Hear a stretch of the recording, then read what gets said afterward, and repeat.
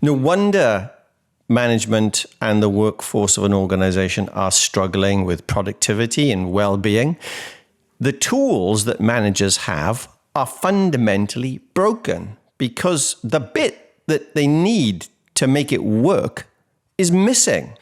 Now you're onto my passion, and that is how so many management tools are broken fundamentally in such a way that they have a significant part that makes them work or useful missing. And I use the word chairness to try and illustrate this point. Chairness is when something looks like it's knowledge, but it's not. It's useful to think about what knowledge is for a second, and that is that it's a response that's proven to be useful to a problem, right, that's before us. Add two numbers together. A response that's proved useful is, well, line the two numbers under each other in the hundred tens and units columns, the addition algorithm, and add up the columns, right? So we learned that in school. That's knowledge. How do you knock a nail? How do you knock a nail in?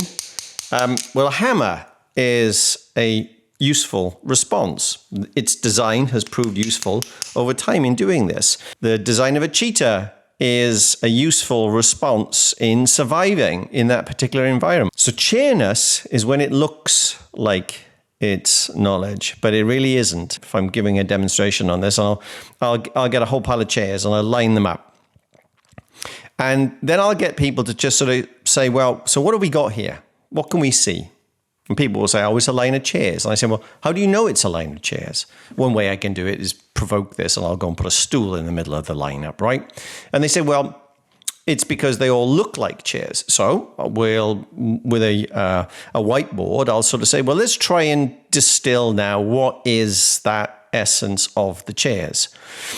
So we'll say, well, okay, so it's got legs. Well, has it? I mean, some of them, not all of the chairs in the world are on this stage here. So one of the problems is that if you go to a subway station or something, you might see them bolted to a wall. So it doesn't actually have to have legs. Okay, so it doesn't have to have legs. It's got a platform. So it's some sort of flat platform raised above the surface in which we can sit on. Yes, okay. But that also, it's got a back. Because if it didn't have a back, that would be stoolness, right? It would look like a stool. So it's got some sort of flat surface raised above the ground with a back to it that you can rest against. It doesn't take a genius to realize that you can't make that, right? Not only can't you make that, you can't sit on that. So here's the thing. The thing that makes that chair work is missing off the diagram. It's not on the diagram. The thing that could make that thing useful, to make it work in any particular context, because knowledge is always contextual, right? The thing that makes it work is missing off the diagram. So because all these management diagrams that you see in textbooks and training courses and so forth aren't contextualized, they are always a generic version of them, they will always have the important part missing. That's like having the handle missing off the hammer, right?